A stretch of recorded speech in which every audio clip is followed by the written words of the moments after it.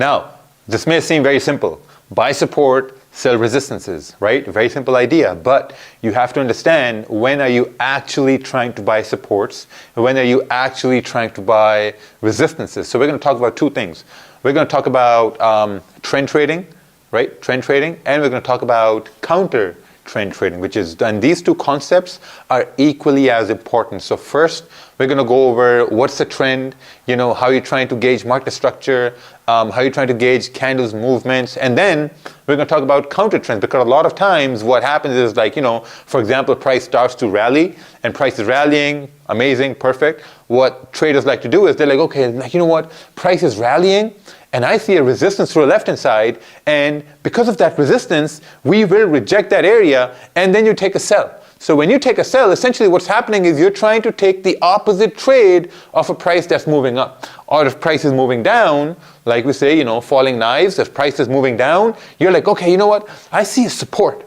And based on what I've studied is that we're reaching a support, there's no confirmation for buys, but I see a support, and I'm going to take a buy right there. And when you take a buy right there, or you take a sell all the way up over here, price starts to rally up. Or if you take a buy, price starts to keep on dropping down. And this used to happen to me as well, because we're trying to counter trend. We're trying to catch that wick trade. We're trying to catch that perfect entry to have a winning trade. So we're going to go over that. First, we're going to go over trend trading. Next, we're going to go over counter trend trading. The concept is very similar, very simple. This is why it's a smart Roger concepts, very, very simple concepts. But the only issue is you have to wait for the candles to print the way you should have them printed, right? So let's talk about that. All right. So what's the basics of a trend? Now, a lot of people know this as well. A lot of people have even studied this through our live streams, through our videos on YouTube, stuff like that. But it's always a good idea to go over the basic concepts, because the basic concepts are something that build your foundation, and a strong foundation is what you need to be profitable in the markets, because guess what? Markets are not complicated. Markets are just as complicated as you're going to make them. So we're going to go over that right now. So the basics of a trend is this: price moves up, we create a high, price comes down, we make a higher high, price comes down, we make a higher high, and so on and so forth, right? That's how price moves. Now, when we're taking a look at this from a candle's perspective, right? What happens? You have a candle that prints bullish.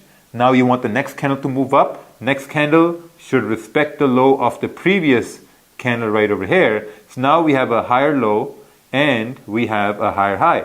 Now the next candle has to respect the low of the previous candle and continue to push up. So this is the basic idea of price moving up, making higher lows and higher highs based only on candles. Now, we're going to go into trend trading. If I can find my magic eraser right here. Okay, found it. Awesome. Now, trend trading is really simple. You identify the trend, and the way you identify the trend is basically you see where the higher time frames are moving. Now, let's say, for example, you're looking at the daily time frame, and the daily candle, you see that, we're pushing up over here. You're like, okay, what, daily candle has to move up. You look at the 4-hour candle, and, maybe the 4-hour candle is, somewhere situated like this. We have a candle like this. We have a 4-hour candle forming like this. And you have clean range to the left-hand side. And you're saying, okay, what, the 4-hour candle is also bullish because we're creating support. Okay? Now, the basic idea of trading a bullish trend is that you're waiting for price to create support. Make a note of that. To trade a bullish trend, you have to wait for price to create support. That support could be on the 4-hour time frame. That support could be on the 1-hour time frame, 30-minute time frame, 15-minute time frame supports. They are okay, but the problem with the 15-minute support is that the confirmation is weak. It's a weaker confirmation. So that's why we're looking at the, I would say ideally, the 30-minute time frame or the 1-hour time frame, right? So you have to look for supports on the 30-minute and a 1-hour time frame. Now, let's say that we are in a bullish trend, right? So we're going to remove this and we're going to draw up some proper examples right here. But this trend is also identified on the daily and the 4-hour. So if you have made up your mind that the 4-hour is bullish and there's a high probability 4-hour can move bullish, you have to wait for supports. The supports are formed on the 1-hour and 30 minutes. So let's say, for example, Okay, so let's say for example we have a bullish candle moving up. This is a 30-minute time frame, moving up, moving up, moving up. We are moving up right here. Okay, awesome. We moved up at this point. Now we have formed a resistance at a zone on the 30-minute time frame. Now, if you've gone through the section of zones and ranges, you may look at this and say, okay, you know what, Raja, based on that virtual class we did, prices at a 30-minute zone, and 30-minute zone is a very strong zone, so there's a higher probability it can go down. Why can't we take sells?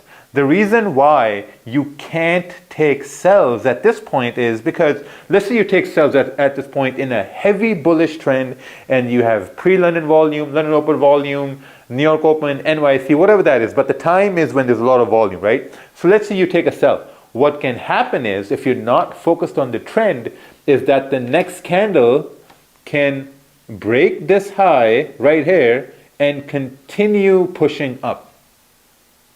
That's something that can happen. So whenever you have a bullish trend, you're not looking for sells. No, you're looking for buys at this point. And we're going to talk about the condition for sells as well in a bullish trend. So let's say you have, like, you know, a rejection right here at this point, and now price starts to go down. We're moving further down. We're moving further down right here. We're moving down here. And let's suppose the trend is coming all the way from the bottom, and now you have a support form, right?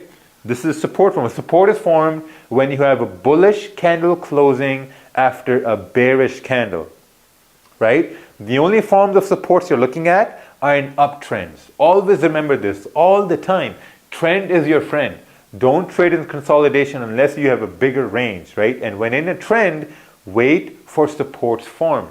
These supports could be in the, these supports could be a part of your 30-minute time frame, your 1 hour time frame, right? The higher the time frame, the better. But the 30-minute time frame, strong supports. Now, first things first, right? Your support is formed. You waited for the support formed in an uptrend. Perfect. You got your support formed. Now, at this point, you're measuring the range, right? Let's say this range on the 30-minute is about 30 pips. You got a 30 pip range. You got a support formed, and you're like, okay, like, you know what? I have enough range to take a trade for price to retest this high. Now remember this one thing. Whenever we're in a trend, whenever price is in a trending market and it makes a high, there's a high probability, there's an 80% probability that that high is going to be retested. And how is that high going to be retested? If we're going to create support. So if we're creating support at this point, there's a high probability for price to continue pushing up if we're creating a support, right? And your stop is below this candle. That's it. That's all what you're looking at. It's a perfect example. This happens all the time.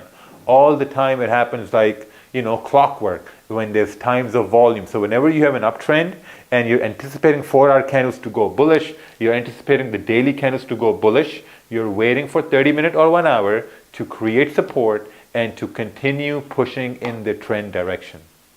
That's where you're only trading the bullish trend. Now, sometimes you can have different variations, and these variations could be like, you know, you can have a bearish candle forming like this, and you can say that, okay, like, you know what, we got a bearish candle closing with a small body. This means that maybe the move pushing down, the volume of bearish candles moving down is decreasing because now you have a smaller body. Because always remember, the candle bodies are going to tell you how much volume there is in the market, right? So you have a bigger body, bigger body, bigger body, boom, you got a small body at this point. What are you trying to do at this point? Are you trying to wait for a support formed, or are you trying to take an impulse entry as the next candle breaks above this high without breaking this low? You're taking an impulse entry at that point, right? Because sometimes, like, you know, if you're new, you're going to say, okay, you know what, I'm going to wait for the support form, and you're going to wait, and as you're waiting, candle starts to pump up at this point, and candle closes like this. And now you're like, oh man, I knew price was going to go up. Like, you know, how did these people take impulse entries? I don't understand this. So the more you see price move up without you being not in the trade, the more you're going to learn about impulse entries, because the more you're going to see, because when I first started about impulse entries, I would see price move against me all the time. And I would say, okay, you know what, why is price moving against me? And I'm not in that trade. How could I have been in that trade? So I'm like, okay, you know what, if trend is where price, makes a higher high and a higher low and all that stuff, and if this candle is respecting this previous candle's low, which means it's making a higher low, and if it's breaking above this high right here, this means that it's making a higher high.